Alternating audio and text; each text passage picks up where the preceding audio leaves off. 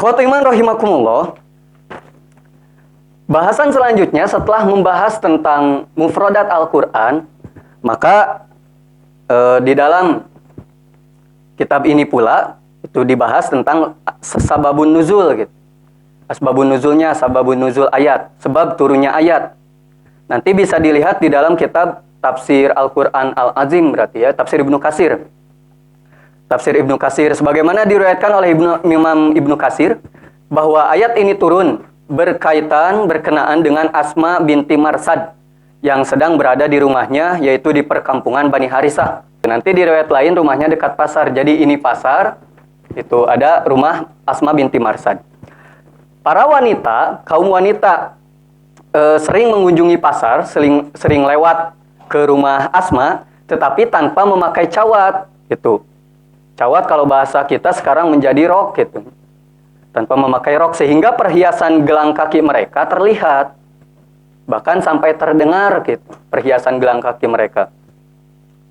Maka Asma berkata, alangkah buruknya pakaian ini gitu. Setelah berkata demikian, Allah menurunkan firman-Nya, wa qul lil mu'minati yaghdudna min absorihinna wa yahfadna furujahunna al-ayah gitu. Itu sababun nuzulnya demikian. Meskipun hanya di perkampungan Bani Harisah gitu. Kemudian yang banyak mengunjunginya juga perempuan, tetapi tetap gitu. Masalah tentang hijab, syariat hijab dan juga syariat tentang berjilbab itu tidak bisa diremehkan gitu. Meskipun hanya perempuan gitu yang ada di jalan itu misalkan. Dan itu untuk sebab turunnya ayat. Ikhwatul iman rahimakumullah. Poin ketiga, sekali lagi sebelum memasuki ahkam asyariyah gitu. Poin ketiga yang unik untuk dibahas yaitu tentang balaghatul Quran, keindahan gaya bahasa Al-Quran. Keindahan gaya bahasa Al-Quran.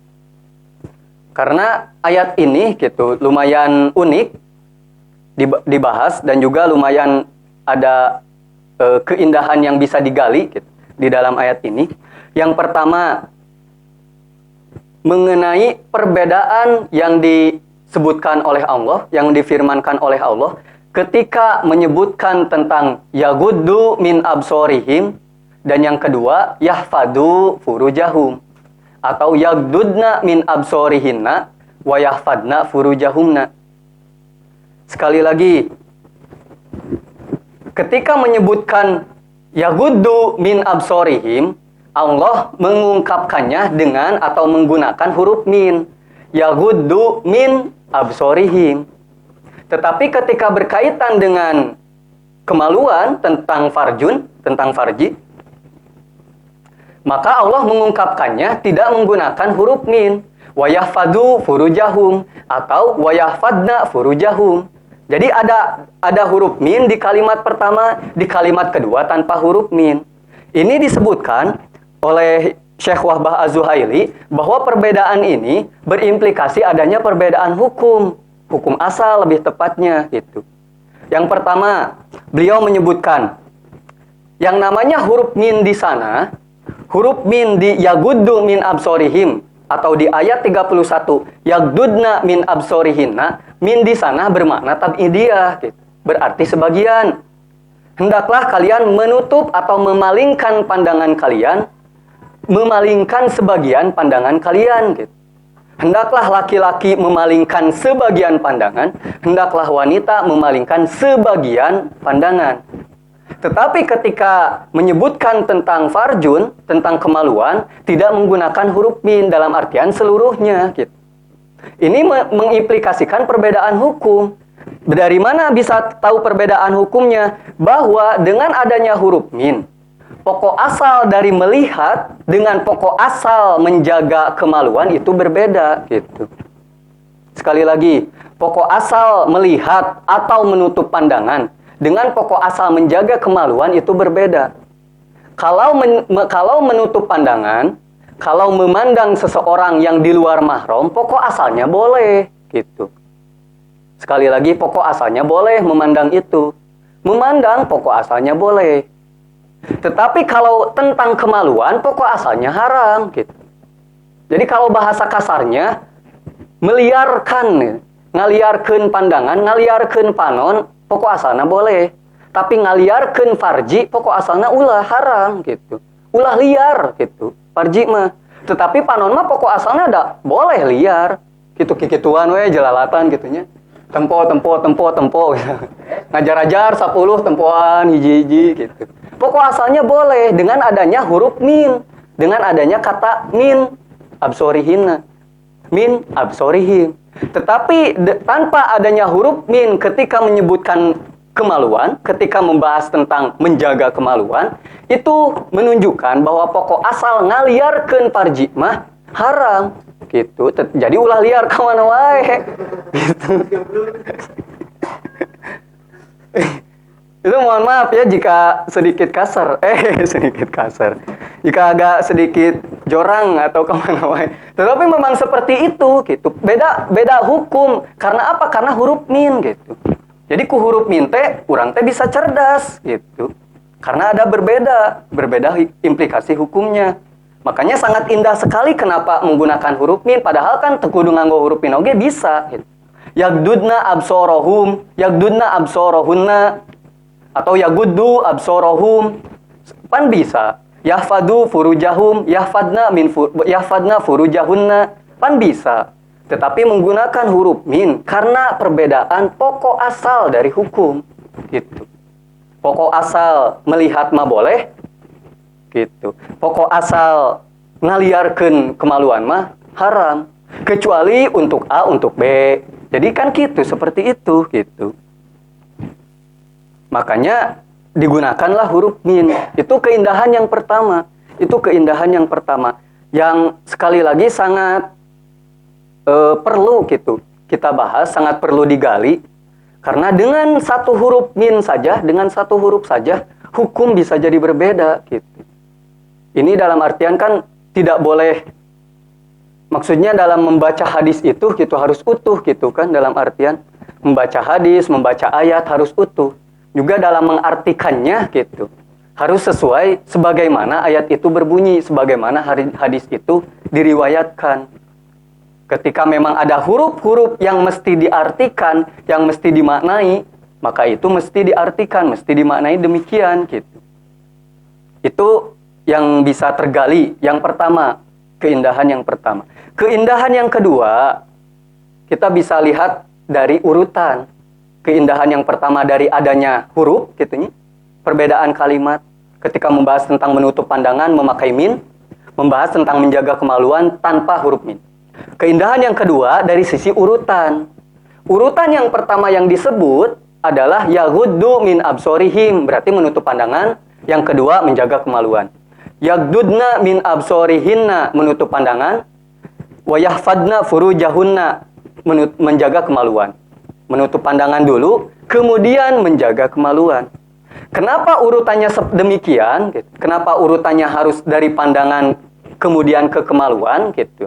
Karena yang namanya pandangan, Syekh Wahbah Az-Zuhaili menyebutkan yang namanya pandangan adalah wasilah gitu. Adalah wasilah kepada kemaluan. Sekali lagi, yang namanya pandangan adalah wasilah kepada kemaluan atau bahasa kita kepada perzinahan. Yang namanya pandangan adalah wasilah kepada perzinahan.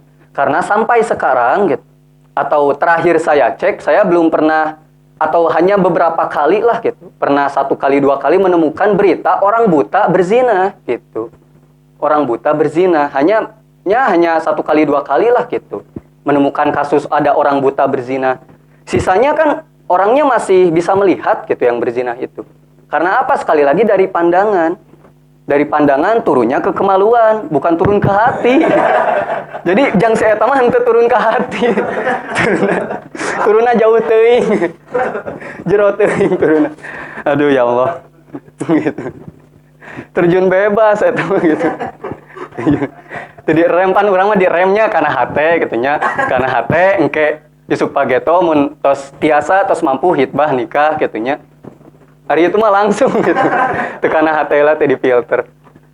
Itu sekali lagi karena pandangan gitu. Belum pernah sekalipun ditemukan orang buta itu berzina dengan orang yang tidak ia kenal. Rata-rata kasus nate jeung nu kenal we, jeung ibu ada itu dengan ibu dengan adik perempuannya dengan orang buta, padahal buta tetapi berzinah gitu. Tetapi untuk berzinah dengan yang tidak ia kenal, gitu, yang dengan tidak ia kenal dengan orang asing itu tidak pernah ditemukan beritanya. Dalam artian sekali lagi pandangan. Gitu. Tah matakan pakai kaca soca. Efektif. Ngadadak jadi goreng atau ngadadak jadi kasensor wajah teh. Itu seperti itu gitu. Dari pandangan, karena pandangan merupakan wasilah perzinahan. Wasilah utamanya perzinahan itu pandangan. Di Facebook kenapa bisa terjadi pelecehan? Karena memandang gitu. Ada yang memposting, kemudian ada yang melihat. Rumahna di mana? Ku disebutkan di alamat nate jeung jalan-jalanna Gang Kujang 5 gitu. Tah cenah daratang ka dari ieu. Gang Kujang 5 gitu. Ku disebutkeun eta mah. Jeung jalan-jalanna dina Facebook teh nya puguh didatangan gitu. Karena sekali lagi pandangan, dari pandang, dari cara memandang gitu. Cara memandangnya sudah berbeda gitu. Tadi itu keindahan yang kedua. Kenapa mesti didahulukan pandangan gitu. Jadi nu dilarang pertama teh memandangna sanes berzinahna heula. Tetapi memandangna sudah memandang kakarawe diharamkan perzinahan. Karena ketika wasilah ini sudah tercapai, misalkan kita sudah memandang perempuan, kita sudah memandang. Ketika nafsu kita menggebu, kemudian tidak tertahankan, maka akan timbul perzinahan gitu. Ya silahkanlah kalau tidak percaya gitu. Itu semuanya berawal dari pandangan. Tetapi ketika pandangan sudah memandang, gitu, ketika kita sudah memandang wanita dan kita bisa memfilternya, bisa sabar, gitu, maka tidak akan terjadi perzinahan. Hanya sebatas entos pandangan wungkul, gitu. Itu kenapa, sekali lagi kenapa didahulukan keharaman tentang pandangan. Karena pandangan merupakan wasilah kepada perzinahan. Wasilah asli itu, wasilah asal, anu pokokna tina pandangan. Bisa memanage pandangan gitu, maka dia bisa terhindar dari perzinahan. Ketika tidak bisa memanagenya, gitu, ketika yang dikedepankan adalah hawa nafsunya, maka perzinahan tentu atau pasti akan terjadi. Gitu. Sekali lagi karena berawal dari pandangan. Gitu. Nah, ikhwatul iman rahimakumullah. Mungkin itu yang dapat disampaikan untuk sesi pertama. Jadi sampai poin Balagotul Quran, sampai poin Balagotul Quran. Untuk poin selanjutnya yaitu al-ahkam asyariyah, masuk ke dalam al-ahkam asyariyahnya gitu. Itu insya Allah kita akan sampaikan di sesi berikutnya gitunya, di sesi kedua. Mungkin itu yang dapat disampaikan untuk sesi pertama, dari mulai mufradat Al-Quran tentang Goddul Basor, Goddus Saud, kemudian tentang sabab turun ayat di poin kedua, dan juga poin terakhir di Balagotul Quran, keindahan gaya bahasa Al-Quran, yang bisa tergali gitunya oleh penulis dan juga oleh kami pribadi. Itu ada dua.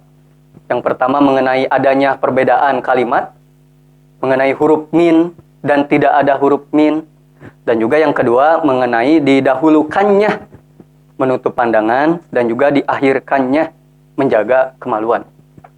Mungkin itu saja yang bisa disampaikan. Aku qouli hadza wa astaghfirullah li wa lakum. Allahumma inni a'udzubika minal baros wal junun wal juzam wa min sayyi'il asqam.